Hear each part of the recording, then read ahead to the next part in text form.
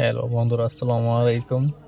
তো আজকে দেখব গাড়ির কীভাবে গিয়ার শিফট করা হয়। তো ফার্স্ট অফ অল যখন আমরা গিয়ার চেঞ্জ করব তখন প্রথমে দিব 1 নম্বর, 1 সেম পিছনে 2 নাম্বার, মাঝখানে রেখে ছেড়ে দিব সামনে 3 নাম্বার, সেম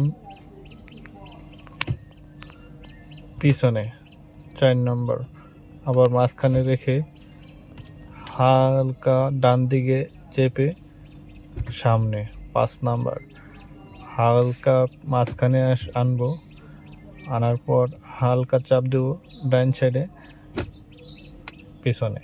ওকে, দেয়ার যেটা আমাদের শেখার বাকি আছে সেটা হলো সব গাড়িতে এরকম থাকে না। যেমন এই গাড়িতে ব্যাক গিয়ার দেওয়ার সময় এই যে নিচে দেখতে পাচ্ছেন, তো এটা থাকে,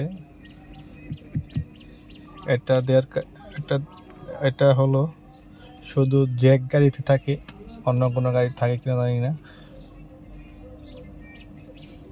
এভাবে ধরে এইভাবে বাম দিকে, ওকে, দেখতে পাচ্ছেন যে শব্দটা হচ্ছে, এই শব্দটা হবে এবং ব্যাক ক্যামেরা চালু হয়েছে।